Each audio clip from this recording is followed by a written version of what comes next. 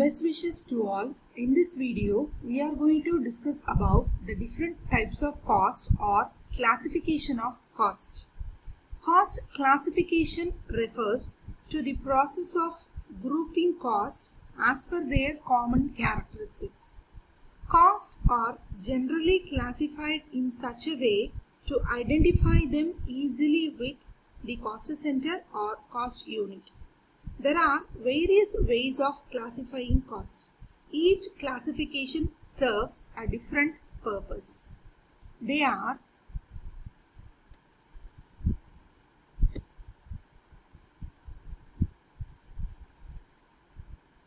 according to elements. According to element, the first one is called material cost. Material cost refers to the cost of commodities other than fixed assets introduced into products or consumed in the operation of an organization. Material cost may be either divided into direct material or indirect material. Direct material cost. Direct material cost is the cost of material entering into and become constituent elements of a product or saleable service. Thus, materials which can be identified with units of output or services are known as direct material. For an example, cotton used in production of cloth and leather used in the case of production of leather goods, etc. Next, indirect material cost. Materials used for the product other than the direct materials are called indirect materials. In other words, material cost which cannot be identified with a specific product, job or process is known as indirect material. For an example, a small tools used in maintenance of plant and machinery, because these small tools, they are not contributing anything directly for the production, but if any necessary happen means the necessity or the help of these small tools is inevitable. So these can be categorized under the cost of indirect material. Next, labor cost. Labor is the remuneration paid for physical or mental effort expended in production and distribution. The labor cost is the cost of remuneration of the employees, often undertaken by the way of wages or salaries, commission, bonus, etc. Further, labor cost can be divided into direct labor cost and indirect labor cost. Direct labor cost. It is also called direct wages. Again, direct labor cost is otherwise known as direct wages. Direct labor cost is the cost of labor directly engaged in the production operation. For an example, workman engaged in assembling parts. Next, indirect labor cost. Indirect labor cost is the remuneration paid for labor engaged to help the production operation. For an example, watchman, sweeper, storekeepers, etc. The remuneration paid to these persons cannot be traced to a job, process or production. The labor cost of idle time, overtime, holidays, etc. are also taken as indirect expenses. Similarly, clerical and managerial staff, salesmen, distribution employees are also included in the cost of indirect labor. Expenses. Expenditure other than material and labor is the third element of cost. Expenses is the cost of service provided to an undertaking and the notional cost of the use of owned owned assets. Expenses are of two types. One is direct expenses and indirect expenses. Direct expenses, these are the expenses which can be directly identified with a unit of output, job, process or operation. They are specifically incurred for a job or unit or process and in no way they are connected with other jobs or process. The direct expenses are also known as chargeable expenses. Again, direct expenses is otherwise known as chargeable expenses. The example for direct expenses called hire charges of special plant used for a job. If you hire any particular plant and machinery other than you own, that is called direct expenses, or royalty on products, or cost of some special pattern, design or plans. They are also called direct expenses. Next, indirect expenses. Indirect expenses are expenses other than indirect material and indirect labor, which cannot be directly identified with unit of output, job, process or operation.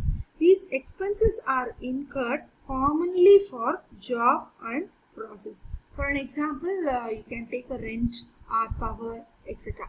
Because rent rent is not when you pay rent to your office or factory, it is not directly contributing. It is a common, whether it is paid for a factory or for your own or for office, commonly you are incurring this kind of expenditure. The same way power also. So which cannot be traced individually but incurred commonly for jobs, those expenses is called indirect expenses.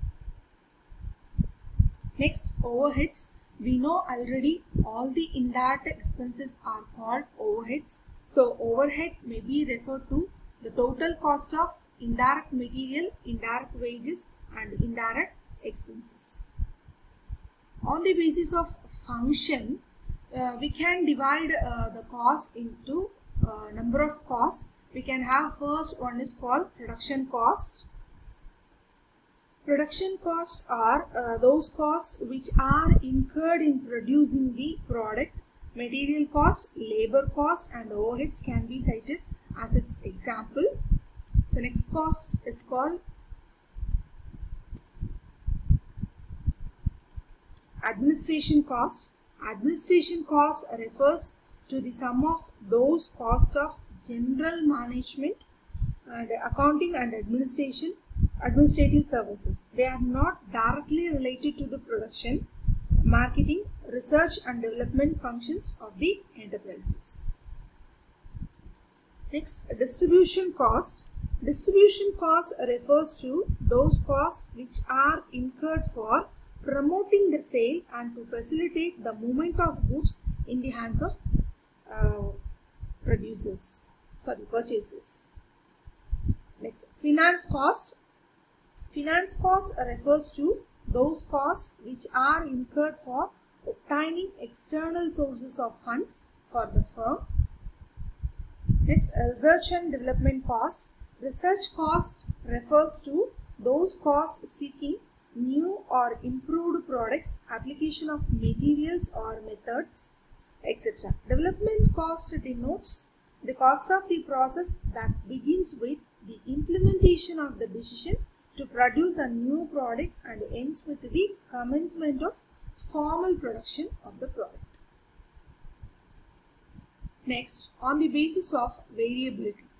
On the basis of variability, we can have three types of cost. One is fixed, the next one is called variable cost, the third one is called semi-variable or semi-fixed cost. Fixed cost is a cost which accrues in relation to the passage of time.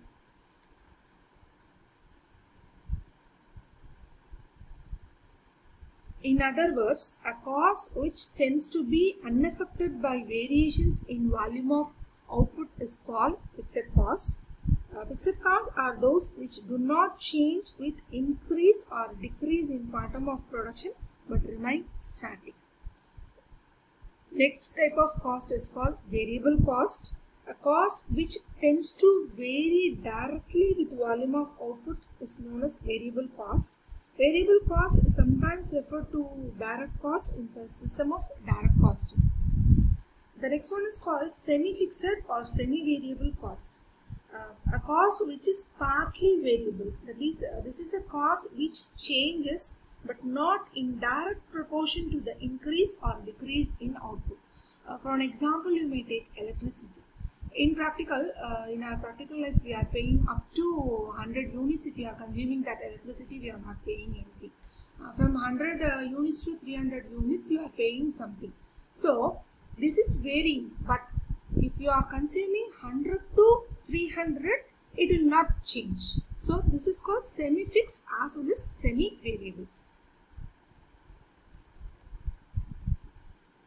Next, on the basis of controllability, we can have two types of cost. One is called controllable cost, and another one is called uncontrollable cost.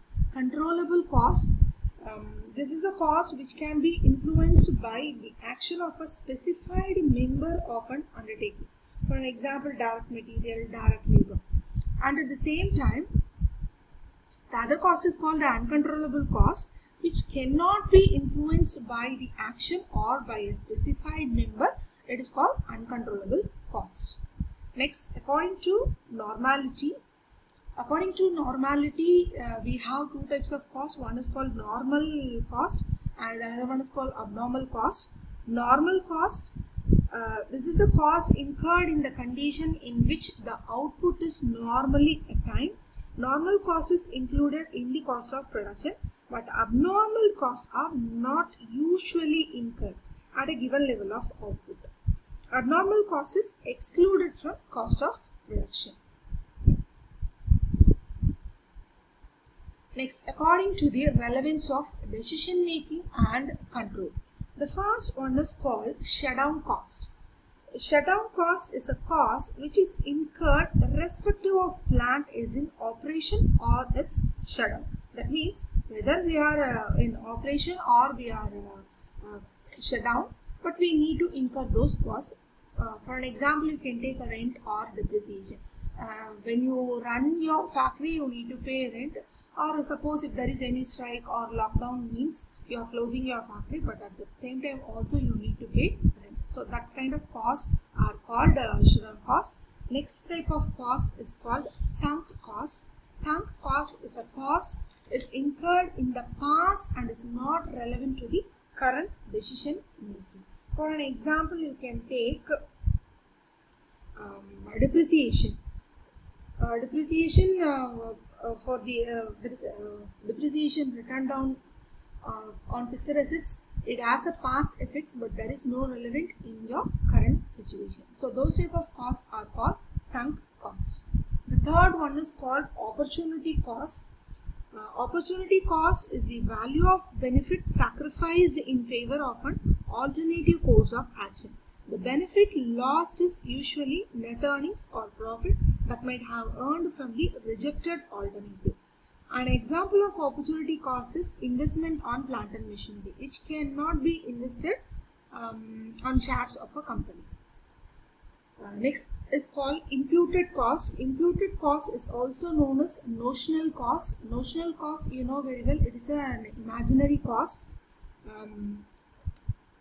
Notional cost to be considered for making the cost comparable is known as imputed cost. It is a notional cost to be considered for making cost comparable. For an example, rent of own building, because they are not actually paid but may be taken as a cost notionally. So next is called out of pocket cost. This is a cost which is payable in cash as against costs such as depreciation which do not involve cash payment. So these are all the different types of costs which we are using and recording in our cost accounting system. Thank you.